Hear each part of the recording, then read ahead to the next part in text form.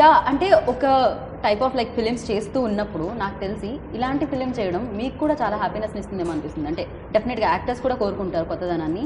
అవునండి. అంటే ఆడియన్స్‌తో పాటు. ఎవరికైనా ఉంటుందండి. ఇప్పుడు ఆడియన్స్ కొత్త సినిమాలు అలాగే ఎక్స్‌పెక్ట్ చేస్తారు. ఆర్టిస్ట్ కూడా ఏంటంటేనండి మనం చేసిందే కాకుండా కొంచెం కొత్తగా చేయాలి. వేరే అంటే కొంచెం డిఫరెంట్ యాక్టింగ్ అంటే కొంచెం నేను ఎప్పుడు కామెడీ చేసుకుంటూ వచ్చానండి. కొంచెం డిఫరెంట్‌గా చేయాలి. కొంచెం మనం కూడా యాజ్ ఎ పెర్ఫార్మర్‌గా మంచి పేరు తెచ్చుకునే క్యారెక్టర్ చేయాలని అనిపిస్తదండి.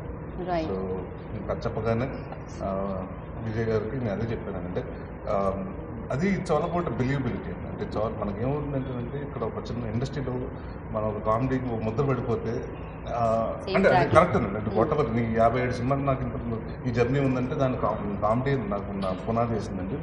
బట్ దాని తర్వాత కూడా ఏంటంటే చాలామంది ఏమంటారంటే ఇప్పుడు కొంచెం సీరియస్ సినిమా చేయట్లేదు ఏంటంటే కొంచెం రమ్యన్ సినిమా చేయండి, శంభో శంభర్ సినిమా చేయాలంటే నాకు తీసేవాళ్ళు కావాలి, ఆ ప్రొడ్యూస్ చేసేవాళ్ళు కావాలి. సో ఎప్పుడైతే ఒక డైరెక్టర్ ఒక యాక్టర్ అంటే ఒక ఇతను చేయగలుగుతాడని నమ్మాడు, ఒక ప్రొడ్యూసర్ ఇతని మీద మనం పెట్టొచ్చు, ఇతను కాదు అయినా కూడా మనం చేద్దాం మంచి సినిమా చేద్దాం అనుకుంటున్నాడు. So I was very happy అండి సతీష్ గారు. అలాగే they came with different concept. ఒక యాక్టర్గా నాకు ఏదైతే చేయాలని ఉందో అలాంటి కథ చెప్పారు. సో నేను కూడా చాలా రోజుల నుంచి ఎదురు చూస్తున్నాను. మంచి కరెక్ట్గా ఆకలిలో ఉన్నప్పుడు బయట నుంచి బిర్యానీ పెట్టారు సిద్ధన్నారు. నరేష్ గారు యాక్చువల్లీ ఆ పోల్కి మీద ఆ 360 డిగ్రీస్ ఆ షాట్ అండ్ అలాగే ఒక బ్లర్ చేసిన షాట్ ఇది కూడా ఫస్ట్ స్క్రిప్ట్లో చెప్పారు సార్. యాజ్ ఇట్ ఈజ్ ఉండిందా లేకపోతే అదేమన్నా దాని తర్వాత? అంటే జనరల్గా అంటే మా స్ట్రిప్పింగ్ చేయాలి లేకపోతే నేకెడ్గా చేద్దాం అప్పుడు ఏమనుకోలేదు. మామూలుగా ఇలా టార్చర్ పెడతారంటే అక్కడికి వెళ్తారు, మద్దతు చేస్తారు, ఎన్ని టార్చర్లు పెడతారు చూపించాను అంత చెప్పరు కదండి. చేసి చూపించలేరు కూడా ఓకే. సో అంటే మామూలుగా కథ చెప్పినప్పుడు ఫ్లోలో చెప్పేశారండి ఇలా ఉంటుందండి ఇలా ఉంటుందండి. బట్ అక్కడికి వచ్చిన తర్వాత ఈ స్పెసిఫిక్గా ఇలా ఉంటే బాగుంటుందండి అంటే ఇంకా అది అంటే క్యారెక్టర్కి అది దానివల్ల అంటే క్యారెక్టర్ బరువు లేకపోతే తన పడే బాధ యాక్చువల్లీ అలానే జరుగుతుంది కదా, ప్రాసెస్ అలానే ఉంటుంది. ప్రాసెస్ అలాగే ఉంటుంది. ఒక ఖైదీని అలానే ట్రీట్ చేస్తారు. సో కొంచెం చూసినప్పుడు కొంచెం ఆడియన్స్ కూడా అంటే తన ప్రాసెస్ ఏంటి లేకపోతే అతను మెంటల్గా తను ఏమేమి ఫీల్ అవుతున్నాడు అన్నది కొంచెం బాగా కనెక్ట్ అవుతారు. అంటే మనం టార్చర్ చేస్తున్నారు 4 డైలాగులు చెప్పడం కంటే విజువల్గా చూపిస్తే ఎలా చేశారని ఆడియన్స్ ఇంకా బాగా రిసీవ్ చేసుకుంటారు ఈజీగా.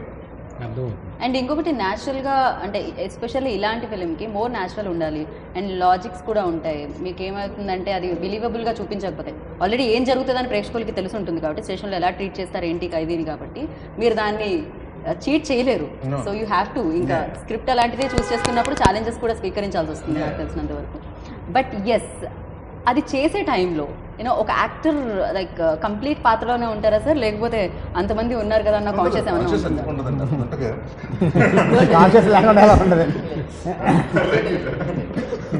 లేదంటున్నారు?